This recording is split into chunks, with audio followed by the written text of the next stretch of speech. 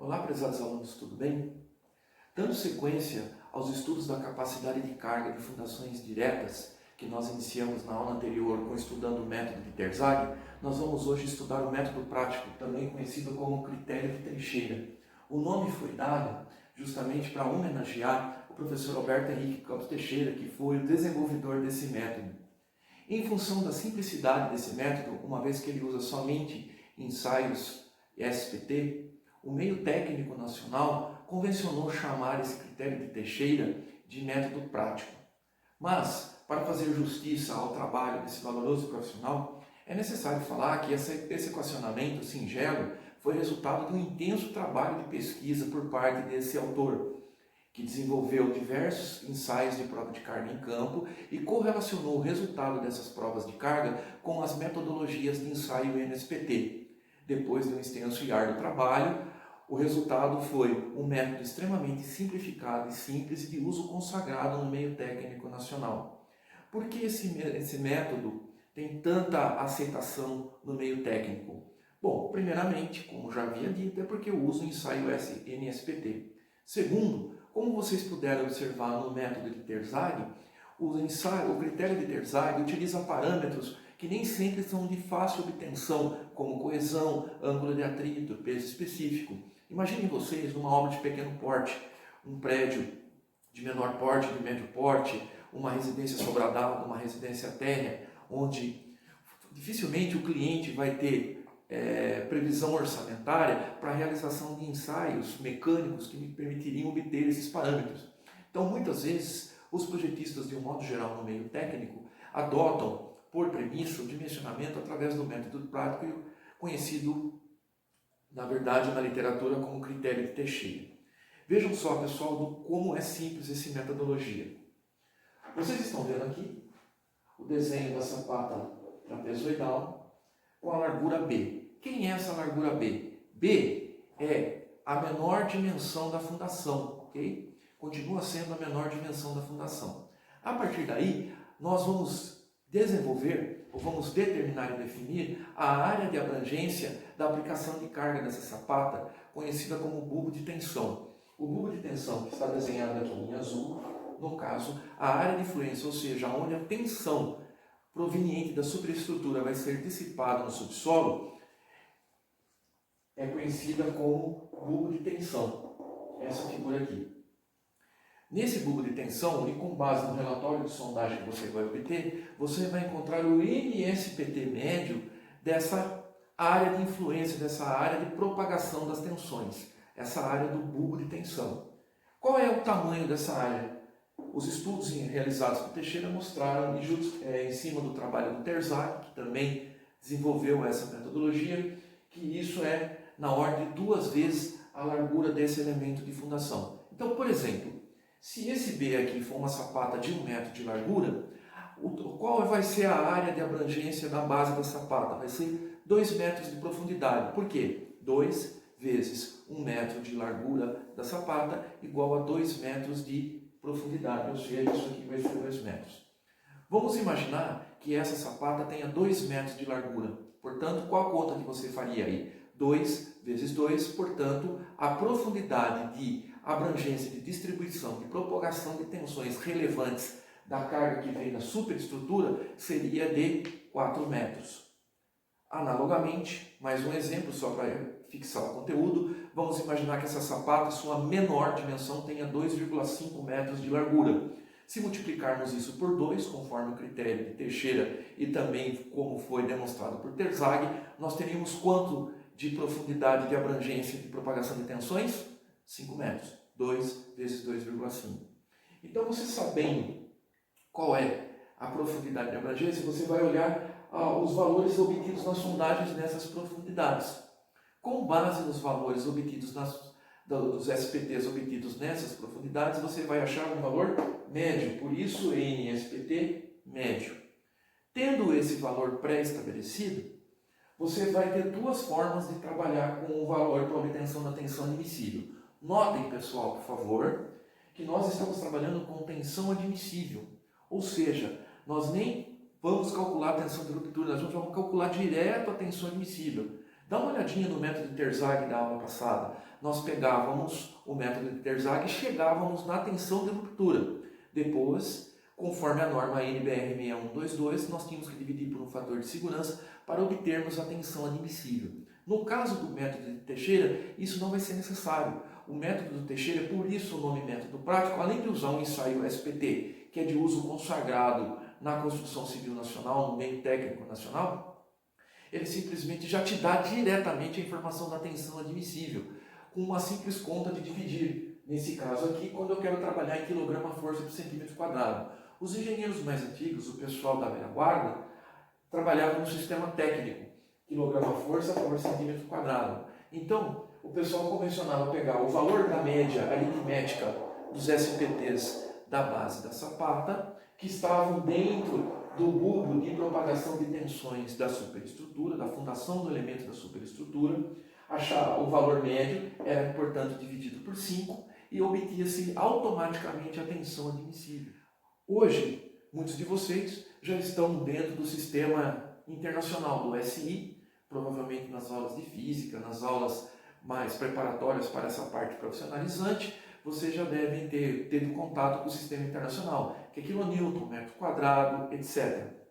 Então, quando eu quero usar o critério de Teixeira para o sistema internacional, aí não é uma conta de dividir, é uma conta de multiplicação, onde eu vou pegar a constante 20. Então é importante, isso aqui é um valor constante, a constante 20, e multiplicar pelo mesmo NSPT médio que eu tirei da média aritmética simples dos NSPTs que estão dentro da área de influência do bulbo de tensão dessa sapata. Sabendo esse valor, multiplicando por 20, eu terei esse valor em tensão admissível em kN por metro quadrado, ou se vocês preferirem, kilopascal.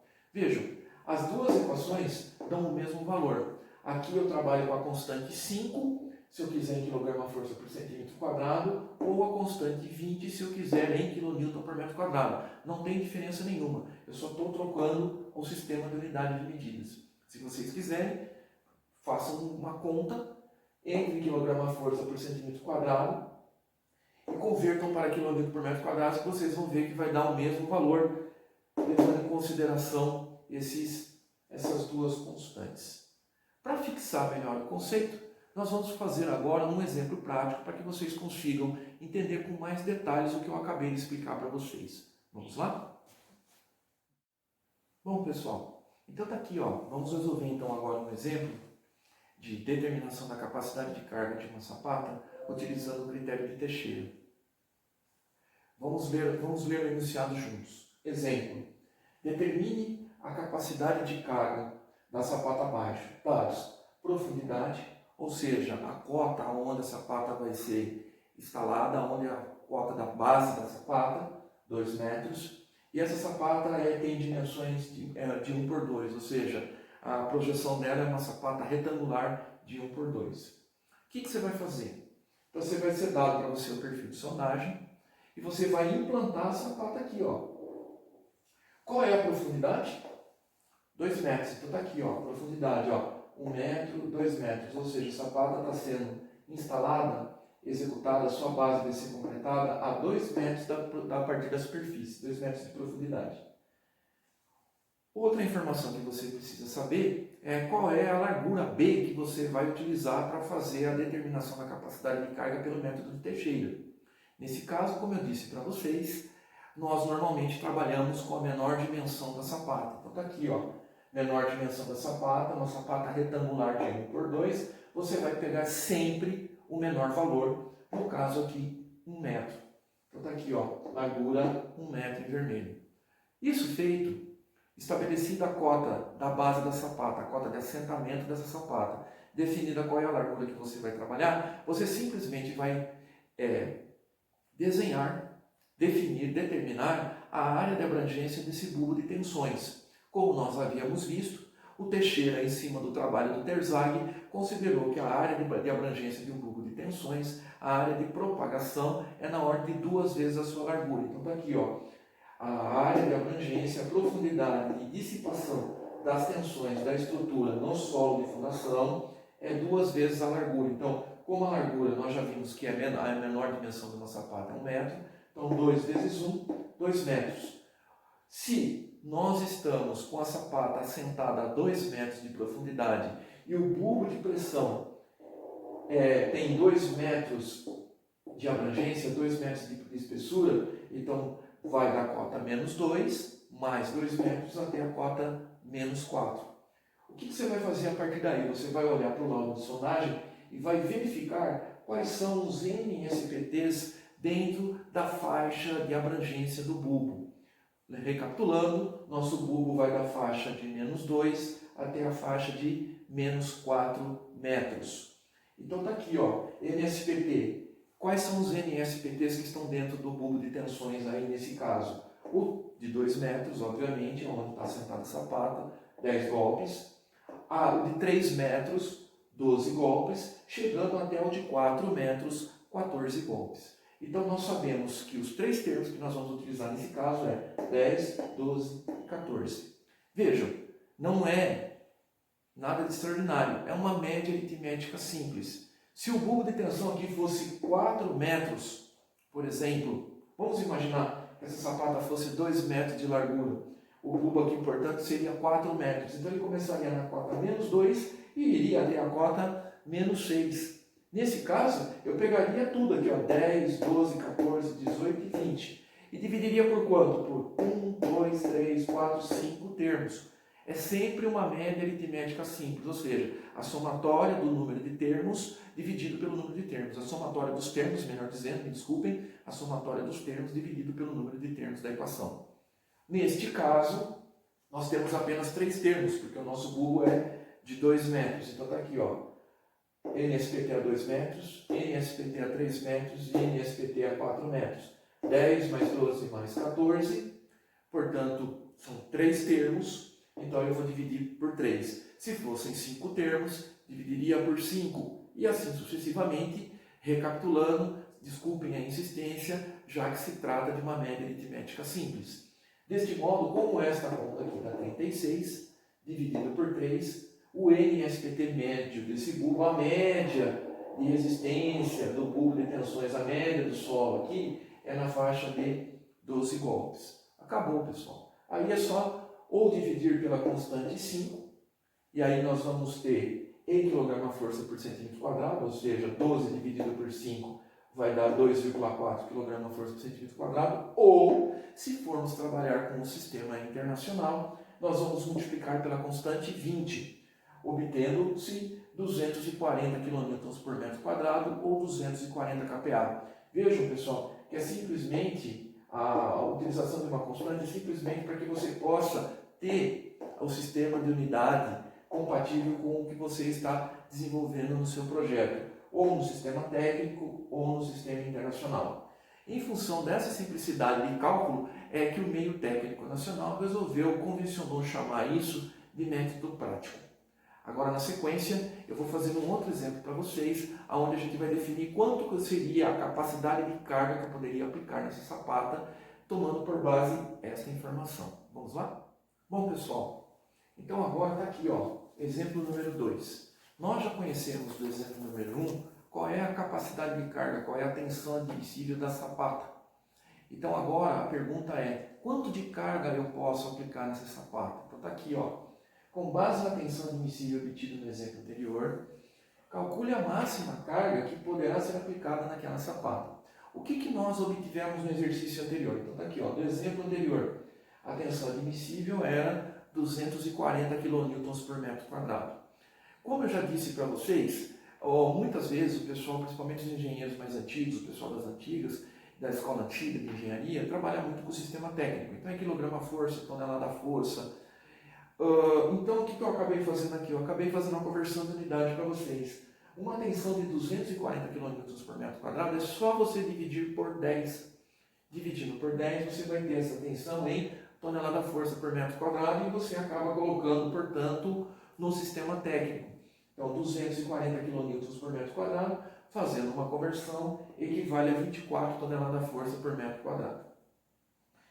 Quais são as dimensões da sapata? Isso estava no enunciado do exercício anterior. Nós sabemos que a menor largura B é 1 metro e a outra dimensão é 2 metros, que nós vamos chamar aqui de variável L. Então, B é igual a 1, para a gente ficar compatível com o que nós utilizamos na metodologia tanto do Teixeira quanto do Terzaghi, onde B é a menor dimensão da sapata e a maior dimensão da sapata nós vamos chamar de dimensão L de lápis, igual a 2 metros. Aí, pessoal, é muito simples, porque à luz da mecânica geral, tensão é força sobre área. Ora, quem é a força? Força é a carga que vai ser aplicada na sapata. Vejam que nesse momento a gente ainda só está trabalhando com o conceito. Daqui a pouco nós vamos começar a trabalhar com dimensionamento. Obviamente que a partir do momento que eu começo a colocar dimensionamento, eu já sou obrigado a levar em consideração o peso próprio da sapata. Aí a norma brasileira, ela recomenda, por exemplo, que numa sapata isolada, uma sapata simples, você marjore a carga do pilar para levar em consideração o peso próprio. Essa majoração, esse aumento, normalmente é na ordem de 5%. Então seria 1,05 da carga do pilar, para que você também consiga considerar a carga da sapata, do elemento de fundação. Mas nesse nosso caso, por enquanto, nós não vamos levar em consideração o peso próprio da sapata. Portanto, admitam que nesse exercício nós estamos desprezando o peso próprio da sapata. Então, desprezando o peso próprio da sapata, a equação continua sendo a equação da mecânica geral. Tensão é força sobre unidade de área. Deste modo, se eu quero saber qual é a carga na sapata, basta fazer uma matemática aqui, ó. A área está dividindo, ela passa multiplicando. Então, quem é a força? É a tensão do solo vezes a área de contato da sapata. Quanto é a tensão que o solo suporta? O solo admite uma tensão de 24 toneladas força por metro quadrado, multiplicado pela área. A área é uma área retangular, né? 1 por 2, então está aqui, ó, 1 por 2, 2 metros quadrados, portanto, a máxima carga que essa sapata pode receber sobre ela seria 48 toneladas força. Ou, se você trabalhar com o sistema técnico, com o sistema internacional, seria equivalente a 480 kN. Veja, não tem dificuldade nenhuma. Na prática, normalmente, nós trabalhamos ao contrário. Tá? Na prática, normalmente, nós resolvendo os exercícios de dimensionamento que nós vamos fazer, que nós vamos definir a tensão admissível, vamos saber qual é a carga do pilar e, consequentemente, chegaremos nas áreas, como nós veremos oportunamente. Mas neste momento, eu vou fornecer para vocês sempre as dimensões da sapata, para que vocês consigam chegar na tensão admissível e, consequentemente, na máxima carga que ela será capaz de suportar. Bom, com isso, nós estamos encerrando, então, a parte de capacidade de carga de fundação direta, que nós dividimos em 2 momentos. As tensões pelo método de Terzaghi, que é o método teórico, que nós vimos na aula anterior, e a da aula de hoje, que nós vimos pelo método prático. Na sequência, nós vamos passar a estudar um efeito importante nas sapatas, que são os recalques. Porque com essas equações, nós garantimos que o solo não vai romper quando aplicado a um carregamento. Mas, como eu disse para vocês no início do curso de fundações, a fundação sempre tem que resistir a 2 elementos importantes, ruptura e deformação. Então, agora nós vamos nos preocupar com o segundo momento, que são as deformações, também conhecidas como recalques. Bom, prezados alunos, agora estou propondo para vocês aí alguns exercícios do método de Teixeira para que vocês possam praticar.